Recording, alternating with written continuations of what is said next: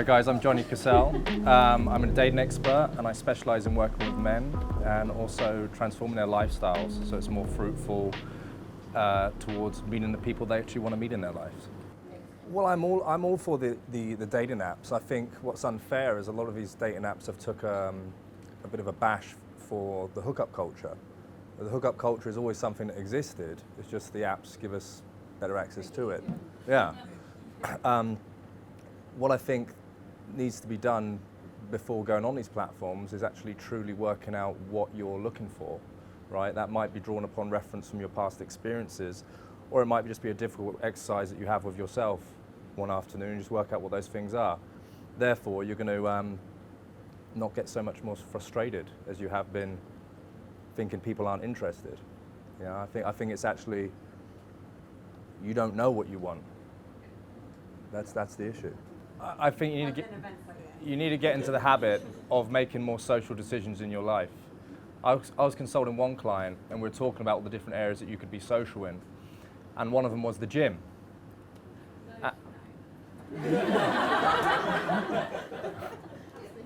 Well, and I go, this is a female client as well. And I go, what about the gym? She goes, well, yeah, I do the gym. I go, okay, where do you go? And she goes, well, I've got a personal trainer. Oh, cool. Over Skype. You know, it's just these silly little things where it's like, well, there's obviously an opportunity there to be around people. And all it may take is a look and then maybe a little conversation at the juice bar or something like that. And something might happen. Every time you step out the door, there's an opportunity to meet someone new. You know, but how social are you being on a day-to-day basis? That's what you've got to start thinking about. I would say this as well, like, if you find yourself being lonely, and that is the most ironic thing in this city of over 12 million people, that we do get lonely, go back to learning, right? Learn something new, learn a new activity, a hobby, a language, you know, whatever. It brings you a sense of community. Yeah, just go back to basics. There's a lot of pressure when you put the word dating on it. There's a lot of social pressure, totally right? Just go out and be social, you know, and meeting someone will be the byproduct of being more of a social being. Yeah. So don't go out to do dating, go out to do social. A perspective I like to look at is, you know, you put yourself in the friend zone, right? I think more often than not, when you really, really like someone, you end up playing it too safe. And the consequence of playing it too safe is you don't actually communicate any sort of level of interest. Therefore, that person can never really see you anything more than just a friend. You know, you're tiptoeing around the idea of intimacy or bring up any sort of subtle nuance there. It never really gets to that destination. So you've really got to sort of give yourself an inner observation and ask yourself, am I introducing intimacy into the conversation with the people I want to have intimacy with? Vulnerability is the most powerful form of connection if you allow yourself to be vulnerable. And the sad truth is, and that's why this toxic masculinity word is popping up in the air, is because we're not allowing ourselves to be vulnerable and communicate on the things that actually matter to us. So not just men, women also, right? So let's be vulnerable, let's share what those qualities are, because you're in discovery mode at this stage, right? And another little tip I would say is get bored of hearing yourself say the same thing. Then you're always going to be moving your mind into a more creative space, you know, and you're going to have more of a stimulating conversation. And even like when we talk about sexual preferences and stimulation or whatever, like what your app does, I really encourage people to do that offline as well, because I don't want to find out 6 months in that someone, you know, doesn't like to be tied up and spanked or whatever your thing is, you know, like that needs to be an early conversation, you know. Shit, did I just say that? No, but really, you know, it needs to be communicated. Yeah, open questions rather than closed questions. I think a very uncomfortable date is when someone is just question stacking. You know, asking questions that's going to give you a yes and your no, and it's like, for fuck's sake. You've just got to break the expected pattern. Right? That's the what you do, where you're from, how old are you. There's so many ways you can find out those things without directly asking those questions. If you hear those questions, it triggers you off into yawn zone. Yeah. You know, it's like, oh.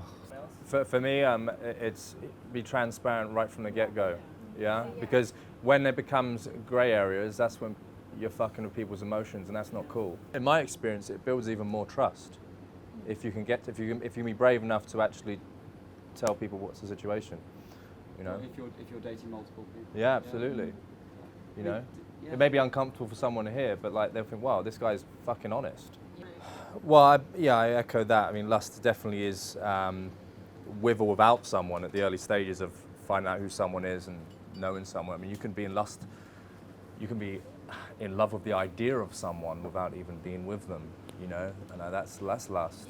Well, again, as one of the first points I made tonight was you've got to find out what you really want from someone, and that's probably the most difficult exercise that you're ever going to have to do, which surpasses even speaking to someone out of your comfort zone, right? Because you've probably really not looked at it in enough detail enough. And I think when you got more clarity on what you want, I said this at the last talk we did earlier in the year, you never really get rejected. You know, you just put yourself in a position where you're seeing if each other's values are in line with each other, right? So failing to realize that, of course, you're going to be turning up hoping that you fit into someone else's reality. That's rejection. Yeah, I would say like nothing can happen outside of tension. So there's got to be the right amount of tension between you both, first of all, for it to be enjoyable and to happen. But also it's like how you act after, you know, like as you're saying, like you could act like that or you could act really, really needy, you know? And it's just, whoa, just chill out. Just chill, you know? I've been in long-term relationships of, you know, sleeping with someone on the first night, you know? And at the same time, I've been in long-term relationships waiting for like 6 months. You know, so there was a lot of tension in 6 months, I'll tell you. God. You waited 6 months? Oh, jeez. I would have ran. Good Lord. For me, I just don't use lines. You know, I feel that. You use like whole paragraphs. Yeah, I use phrases. No, I think what's really important is the art of listening. Yeah, you've got to be present. You can be someone who is a passive listener. I think we've all been a passive listener or experienced passive listeners, or you can be an active listener. And the best content that you're ever going to get is actually by listening to what someone's saying and challenging them on what their thoughts are, right, and how they got where they are today. When I say challenge, I don't want you to take it out of context and be abrasive. You know, I mean challenging by going deeper on that conversation thread. That's what I mean. Otherwise, there was a great little meme quote that came up the other day, and it said something like, there's people that have conversations, and there's people that sit there and wait to have their conversation they want to talk, or something like that. And I was like, that's so true. You know, we just sit there and wait to talk about the things we want to talk about, which is so selfish. It's like visiting my mother, right? That's my mother, I love her, right? But mother, I mean, I'm sure everyone can relate to this. You get there and she's just talking at you. It's like a status update, and you're just like, yeah, but this ain't a conversation. You know?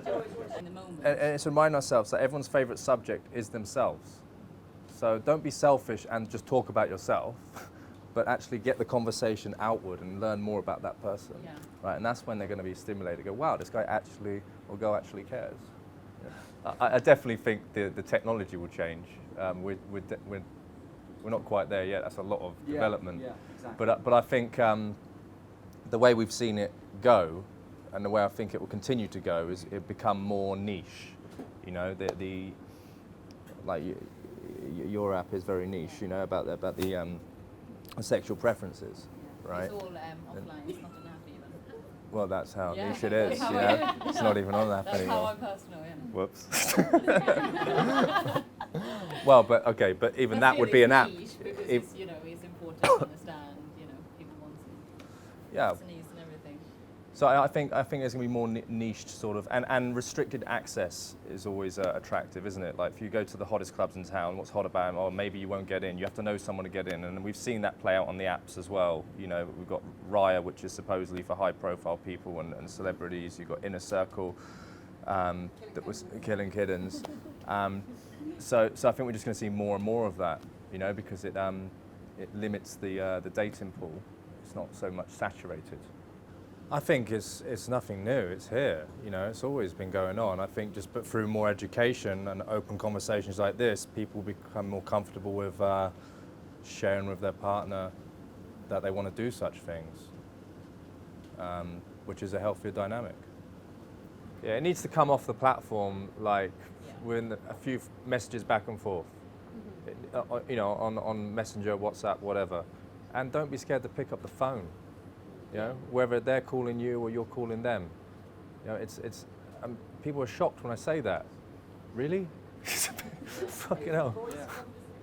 Yeah, like, what? FaceTime. Yeah, it's amazing. It is. You have a round of applause for our amazing